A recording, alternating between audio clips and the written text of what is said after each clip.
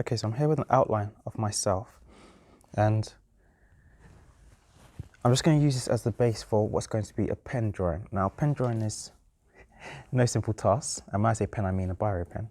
It's no simple task, especially when it comes to drawing people and things with loads of details and loads of different tones and gradual tones as well. But what we're going to do is we're going to make something that's full of energy, that fully encapsulate all the different tones and everything on the image that you'll hopefully be seeing on screen, and just try and replicate that while still keeping the likeness. So to start off with, I have a piece of paper underneath just to make sure that my marks aren't too hard and carved into the paper. And I've also got a spare piece just in case I need to go over it anywhere and I want to avoid any sort of smudging taking place. So once you've got that, all you need is your pen, your paper, your image and your reference, and you're good to go. So off we go. I'm going to start at the eye, because I tend to find that the best place to start. So with this piece, for me, it's all about the mark making. One thing that made artists such as Vincent van Gogh, artists such as even Da Vinci with his sketches and Stanley Spencer, so very effective was our use of mark making. So this isn't your typical shading like you normally do with a pencil where you try and keep everything super nice and blended. This is a lot more rough. You can see the process taking place, and there's a lot of power in that. And with that you can also describe certain things like the nature of the person. You can get that across.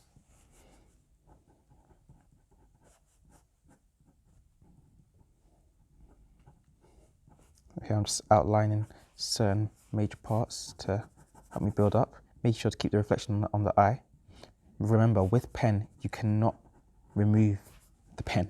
Once it's down, it's down. So better to leave things fairly simple at first and then build up, then go too heavy and then lose the ability to make things lighter.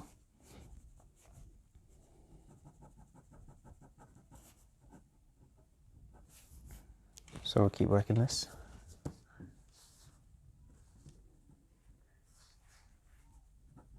Getting a shadow underneath the eye. Remember, our aim with the eye is always to make it a round shape sitting within the skull, all right? But it's a round sphere that's bulging out of the hole within our skull. That's what we want. Okay, let me just get these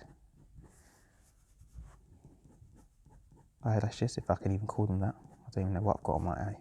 Sorry, eyebrow. If I can call it that, I don't even know what I've got on my eye. Eyebrow, or what I have for an eyebrow. It's a bit of a mess for me.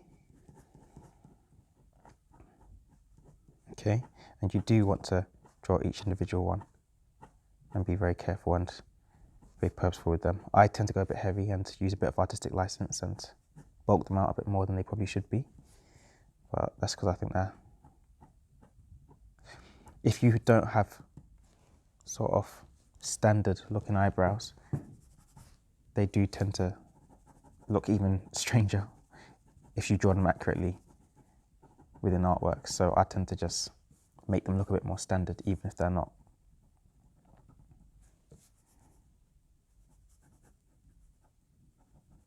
Just so they don't detract from the entire piece. All right, so we're looking good with this eye. I'm probably just going to leave it there and jump down to the nose area. Most of the shadow is on the right, by the way. You might see this very light split that I've got around here. That is actually the dark areas and shadows. So at the moment, actually, what I'm working on is the lighter section. And I'm pressing quite lightly in order, and to not build up too much, in order to make sure that these areas don't get too dark, because the dark section is on the right. And if I make the left section too dark, then there's nowhere to go on the right. There's not very much I can do. Nostril, of course, looking very dark, but not looking like a hole in my face. but looking like a piece of shadow where the skin's just hanging over, because that's all it is. The hole's much further up.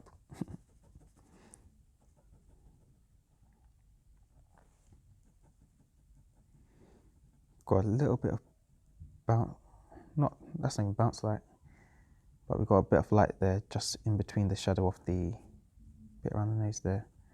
So need to try and maintain that. I might have already lost it a little bit too much.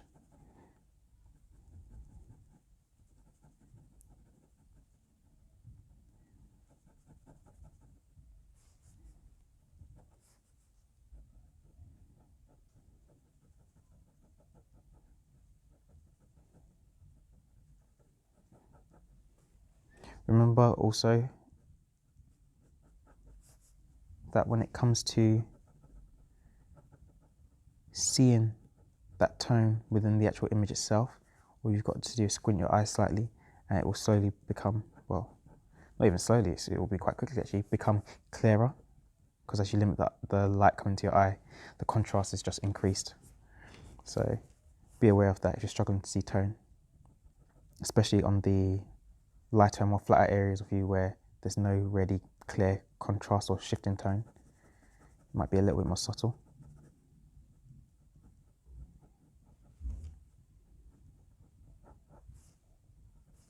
Alright, it's coming together nicely. So that's the nose. I'm actually going to jump down to the mouth because I just want to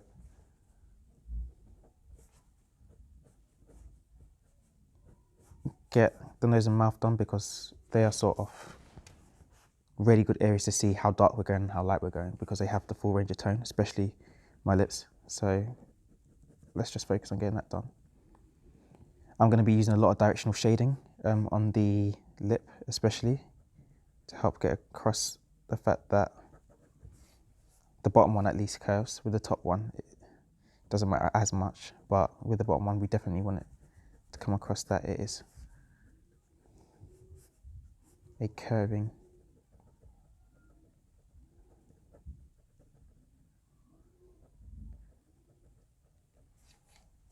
shape with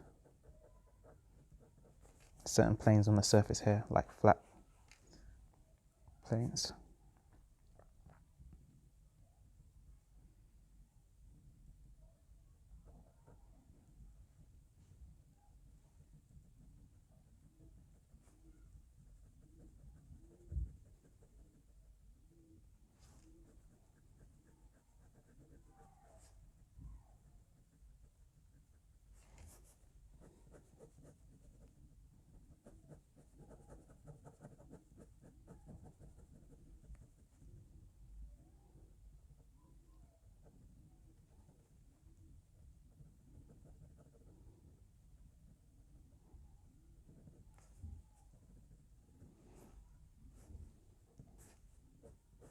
I still think this is going to go a lot darker in a bit, but we'll just keep it reasonable for the time being.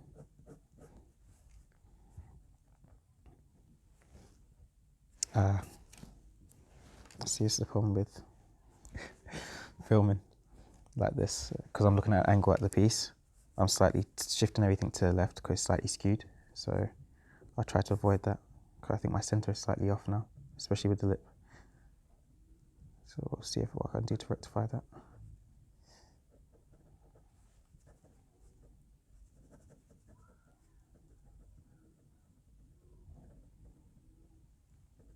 Remember, with this we don't want it too neat, so I might even get a little bit messier, especially in the dark bits later on. Because remember, we want that energy. The energy that a lot of the artists that we know, a lot of the artists that we love, that they capture in their work, that's what we want.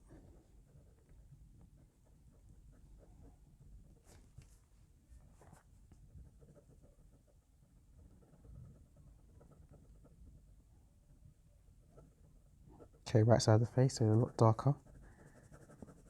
Going to completely remove the fully white sections here because it is that much darker than the main. Oh, what have I done?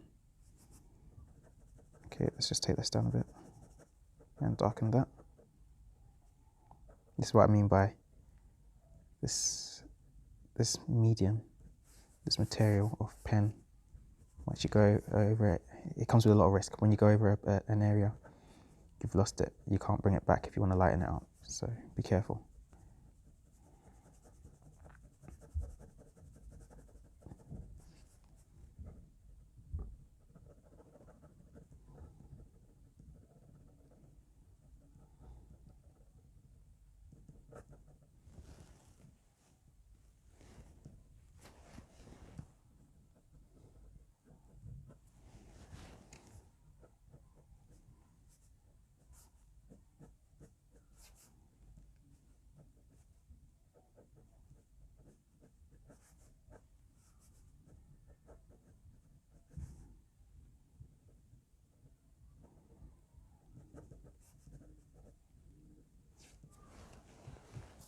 Here we go. Whole lot darker around here. A little bit of directional shading just to help guide that shape around. And let's get the planes around here.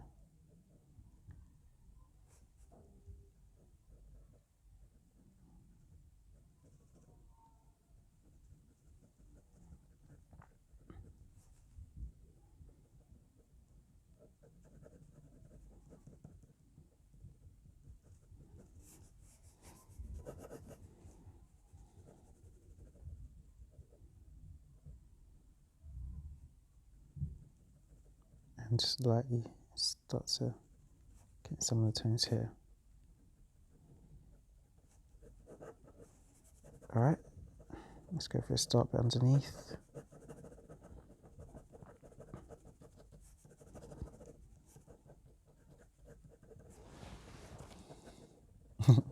Trying to work my way around this mic cable.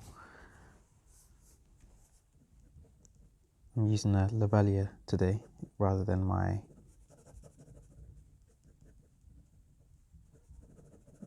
usual Yeti.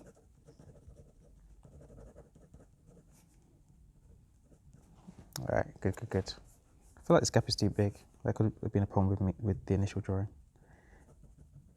Or maybe it's just that it hasn't got the tone yet to fill the gap. Let's see what happens.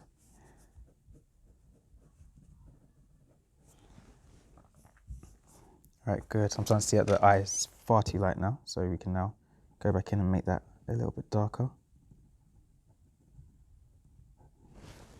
Try and get all the reflections. Whoops, I think I might have knocked the camera there. Sorry about that. Let's keep going.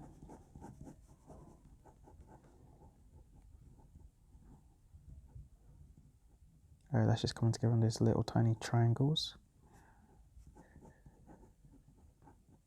But we don't want to make them too obvious.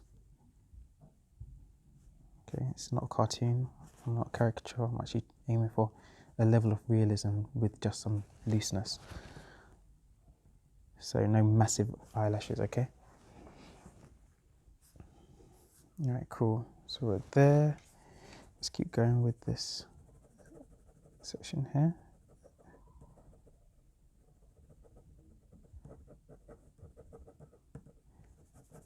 Alright, good.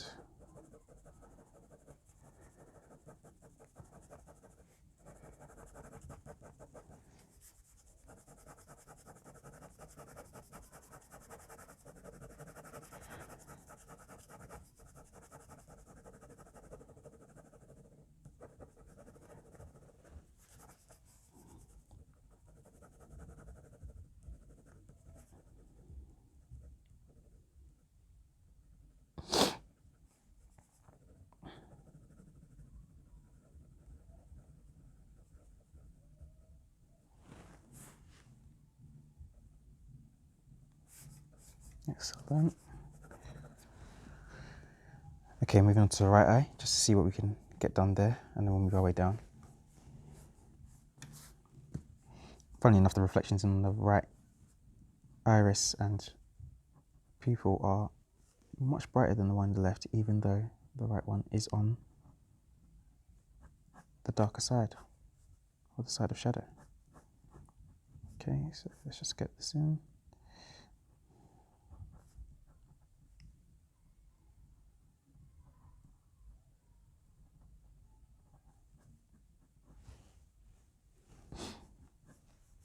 Okay, I think at the moment we're at 16 minutes, so not doing so bad for time. This is one that I really don't want to get bogged down with because, like I said, I want that energy in the piece. I want that roughness. I want more of an impression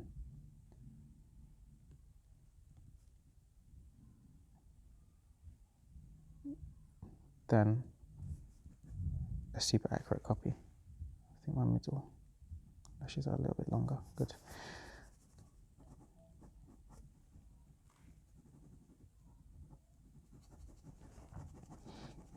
Okay, let's not be afraid to go a little darker. Let's put this up a little bit more.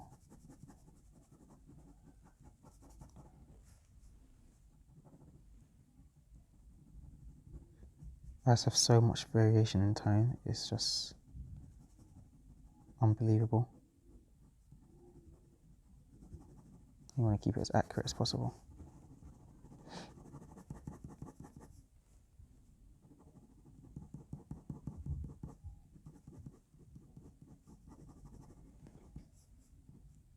I think I might have gone a bit too rough there. Let me try and be a bit more neat with it.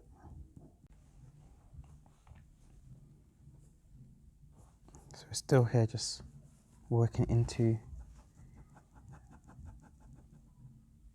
this eye here.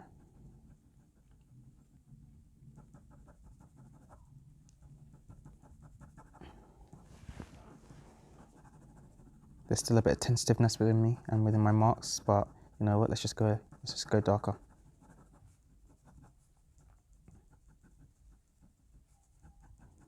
Okay, there's a little dip here.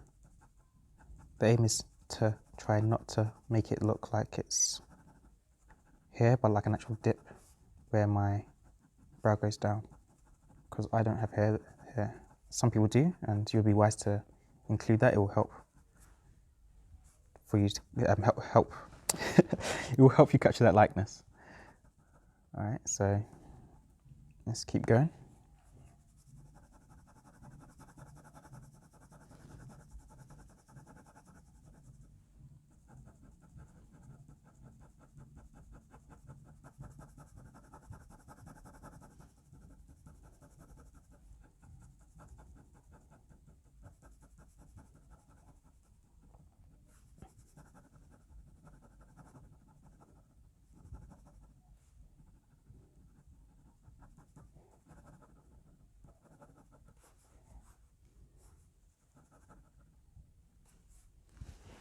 Hoping I didn't take the shadow over too far, but we'll see when the piece starts to tie itself together how that ends up.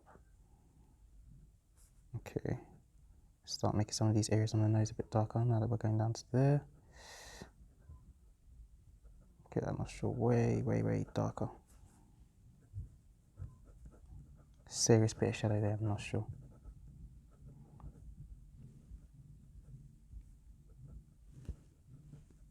And then it fades through. And then this shadow right here. Okay, so you got your Cupid's bow, which of course goes up and down on most people. So you just need to make sure that that is nice and accurate.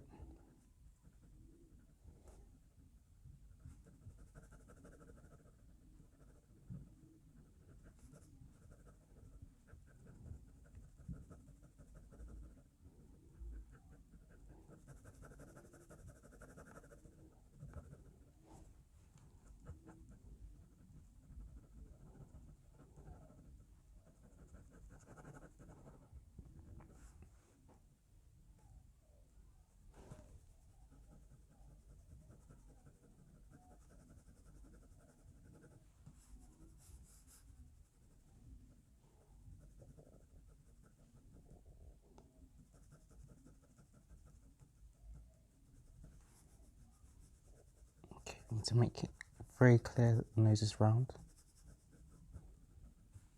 If you haven't seen my other lessons on noses already, be sure to check them out.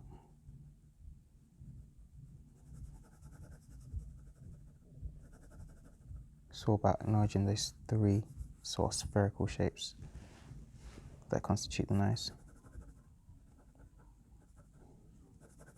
And make sure that we've got those included.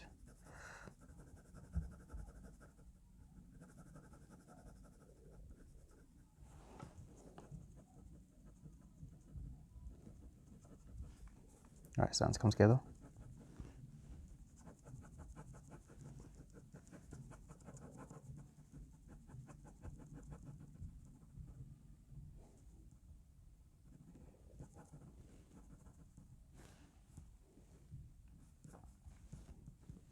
This is looking good and not too neat, which I'm happy about. I don't want neatness, I want a likeness and that energy that comes with mark making.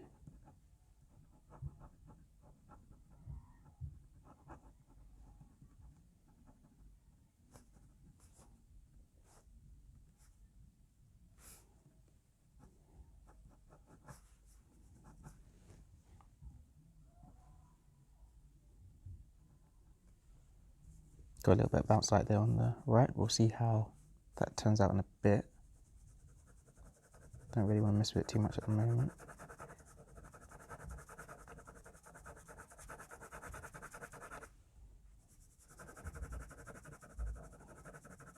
Much larger strokes just to cover these large areas without much variation, although of course we are squinting to make sure that we are increasing the contrast within our eyes when looking at the reference material.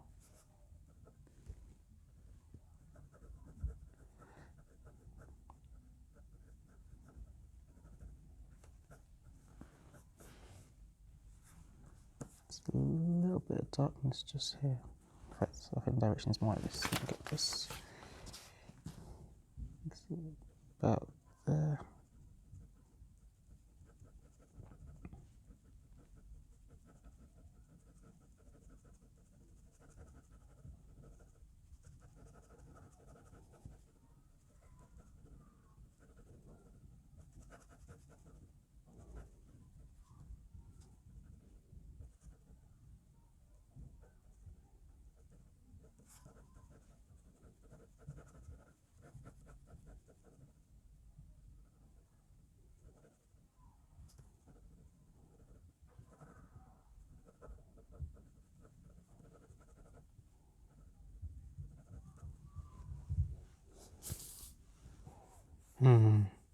Not sure if that's working for me, but we'll see how it goes. Because the direction coming in like that, direction coming in like that is making it look like I'm pushing my lips forward, like pouting or something, which I wasn't. I would have you know, but we'll see. Okay, let's just cover this large area here. I tend to find that the faster I move my pencil, the more effective my mark making is, and the more attractive and more tonally accurate I can make my shading. But you have to figure out what works for you. Some it'll work better when you work slower. It's just that for me it doesn't, unless I'm going for those really hard dark marks.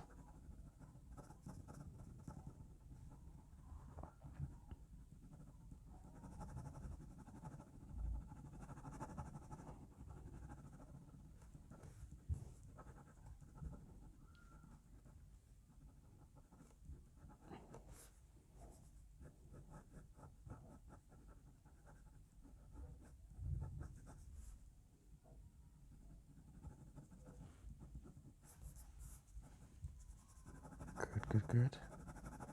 Get a bit dark in this area. Just building up those layers, just like we would with a pencil.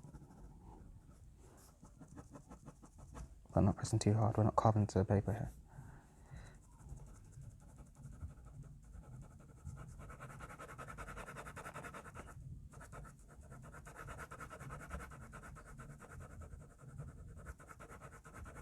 Don't know what's happening here. Don't know if there's some little bits of dirt on here or there's something with the ball and the point of the pen, but yeah, it looks like a little bit of mess there. Never mind, it's all part of the process. Hopefully we can get it to work for us.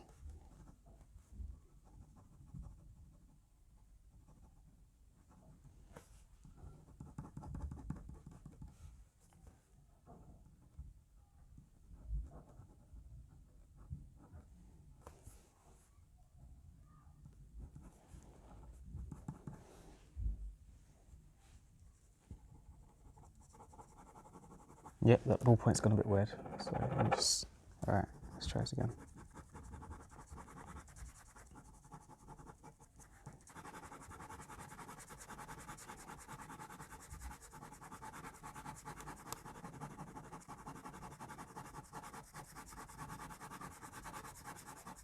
Large area, so you want to cover it as best we can, still bearing in mind the bounce light coming in from the right, from a wall that I was standing in there when I took the picture. Okay, going opposite direction just to figure this out.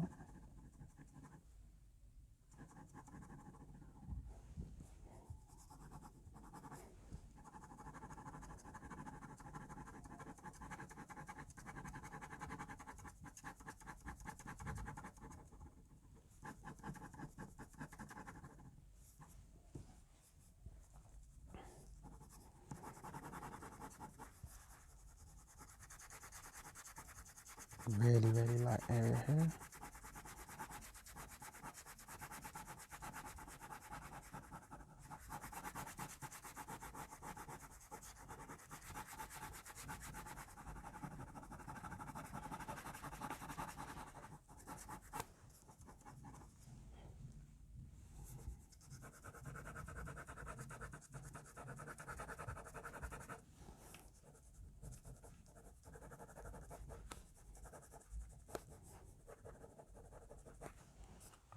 Good. Whoops, cable getting in the way.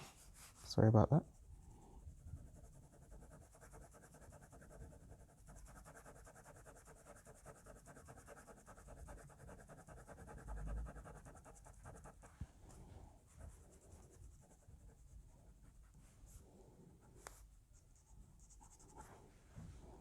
Good. A little bit here, there, and I'm just going to pull this over because we are going to just do these ears. Very high contrast on the ears, always tends to be. So let's do what we can with them.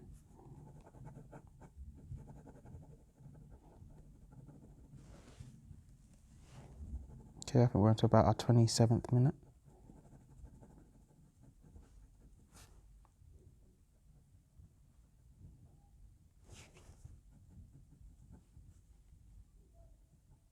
And it's going good.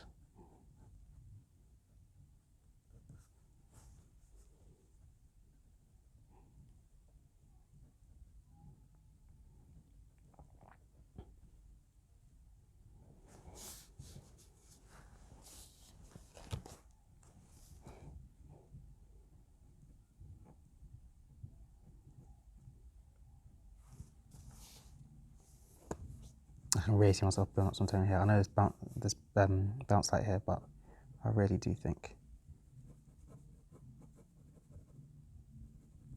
I need to build it up here because it seems like the middle is very dark and then there's nothing on the side, which is not right, as you can probably see from the image.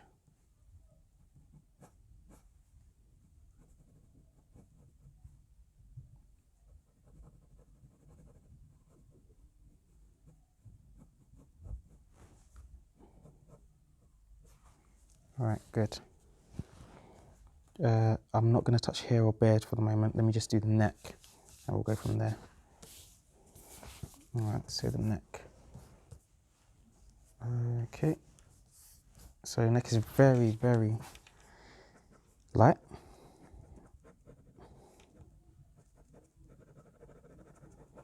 With some very extreme shadows where my shirt collar curls around my neck. So start off fairly dark and just build up and lighten up as we come out. A more gradual shift down here and a much more obvious jump up here.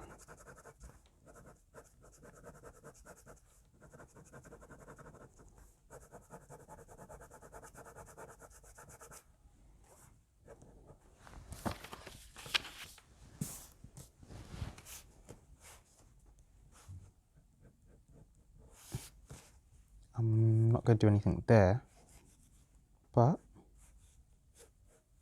of course need the crease from where my neck bends. You do need to include that light mid-tone around here.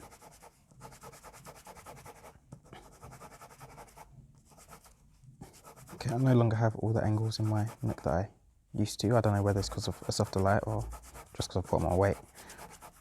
But the transition seems relatively smooth within this image from across where the windpipe is and the tendons that go across there and muscles that go across there. So not tendons, tendons are in your hands and feet. So yeah, the muscles that control the turn of your neck.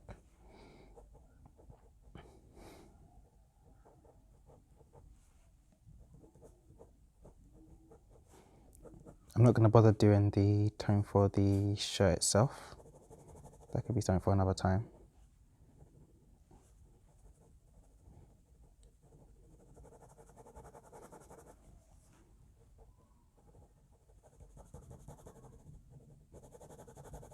But the shirt is very bright in comparison to the shadows around the base of my neck, so we want to make that really, really obvious.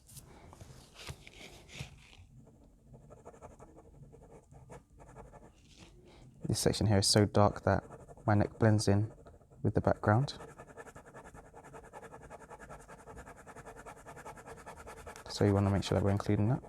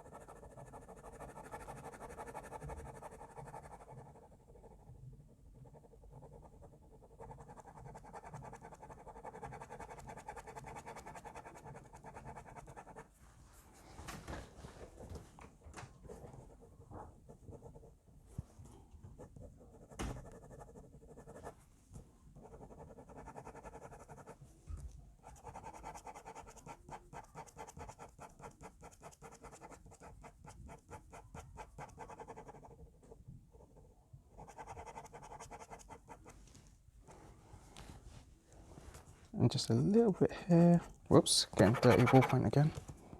Just a little bit here. So yeah, watch out for these little things where the ink starts to clog up in the ball.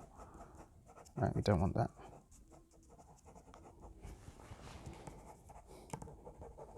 Everything within me is saying neaten this up, but remember what I said about keeping that energy?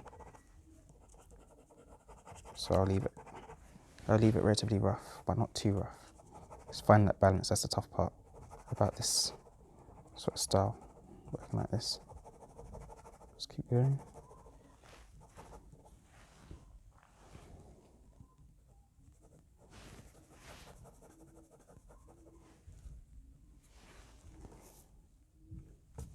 This is looking good. All right, I'm going to start putting the hair and hopefully that will help me neaten up the sides of the face, so let's go. Because of course, my hair is tightly curled. I'm going to be using that sort of roundish.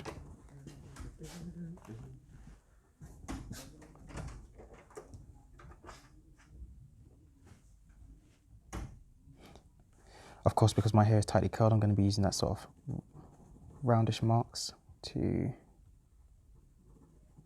just get that done. There's not much tonal variation, so I'm not even going to waste my time trying to put tones in here. Get a looser towards the edge so it doesn't look like circles at the edge.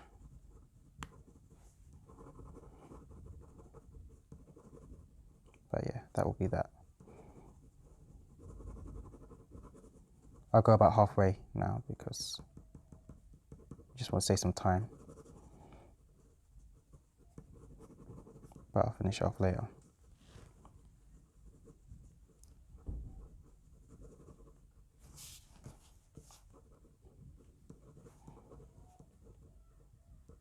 One thing that a lot of people tend to underestimate is the distance between the hair, or the hairline, and the eyebrows, and it is massive on most of us. Okay, remember your eyes are halfway down your head from there to there, halfway, see? So make sure that you're not closing that because you think it looks wrong. Of course, the distance is also emphasized by the fact that cameras tend to distort your face. They tend to make the middle of your face stretch outwards. It's just the way that the lenses interact with the light that comes from our face. And the light which comes from anything. There just tends to be a bit of distortion with most photographs. And that's fine, we're used to it. But it's also why your ears tend to tuck around the back of your head rather than being where they should be, which is a bit more visible. Simply because if the middle's getting pulled out, then the back folds back round.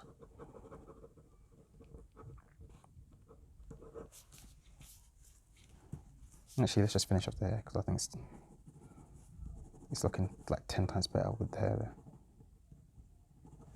Just go the whole way. We're on to 20 minutes. Well, we were on to 20 minutes with that section of the video anyway. So we're going to our final part.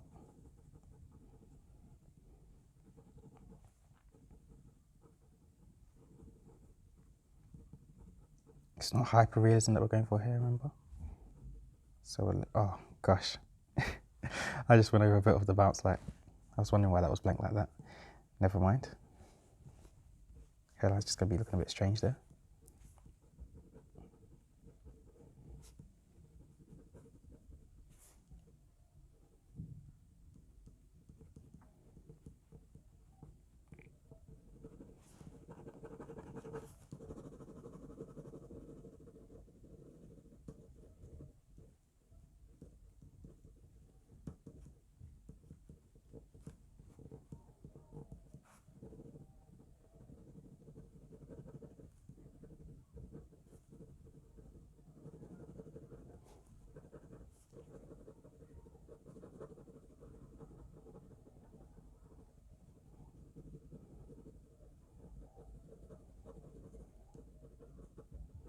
Okay, let me just go a bit closer because I'm getting a bit too far apart here, so don't want it to literally look too squiggly. So we're keeping it neat.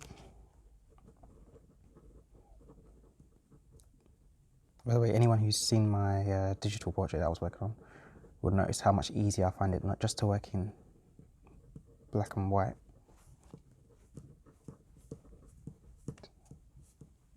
but also to work in traditional media. I find digital a lot harder when it comes to trying to make people look like they're supposed to look.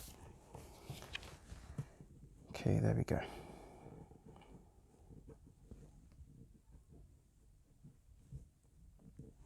Cool. Let's go in for the beard. Left side.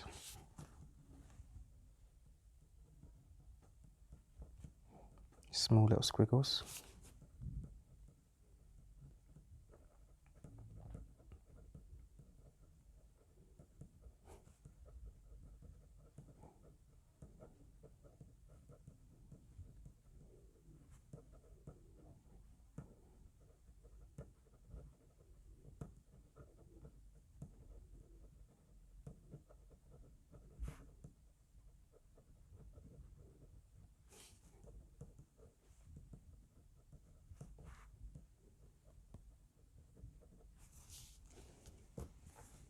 Let's come from this side as well. Took that down too far. Got distracted by the lines out there. Just thinking the beard looked a bit too big.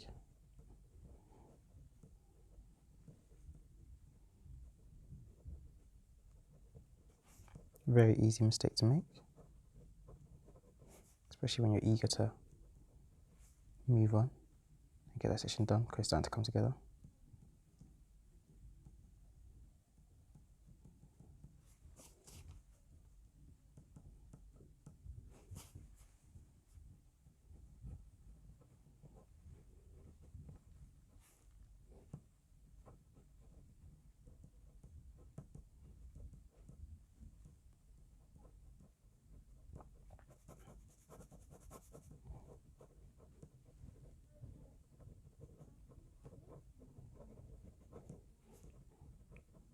Coming together nicely.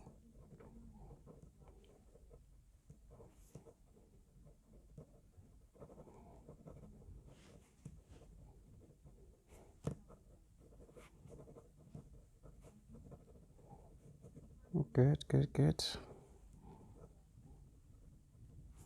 Squiggles there. Let's try and make them look a bit more like individual hairs as opposed to just squiggles.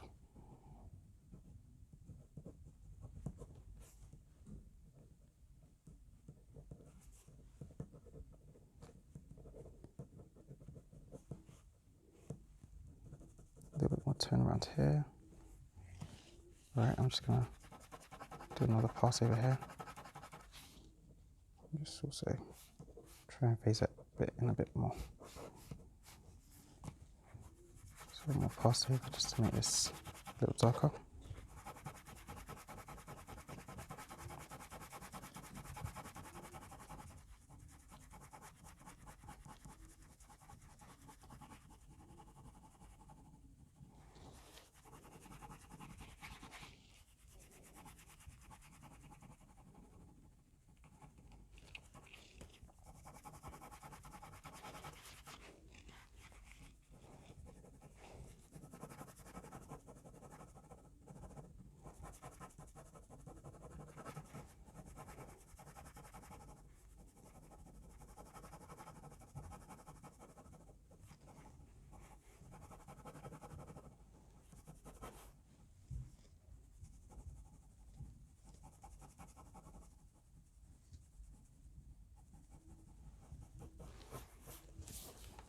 Still think it's a bit flat there, but we'll do for now. Good. And let's just get in my very faint moustache.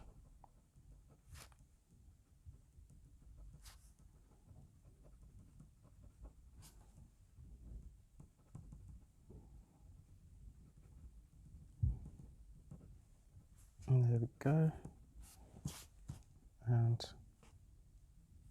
just saw the blemishes on my forehead to make sure it's clear that it is me. Include the imperfections, guys. Always includes the imperfections.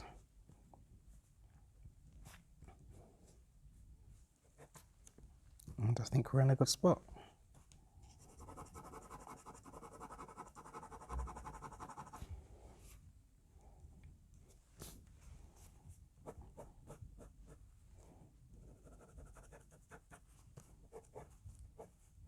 Of course, if we wanted, we could keep adding more and more and more until it reached this full completion, or to increase the darkness and or the lightness, but I'm quite happy with this as it is, as this really energetic piece that has my likeness. It looks like me.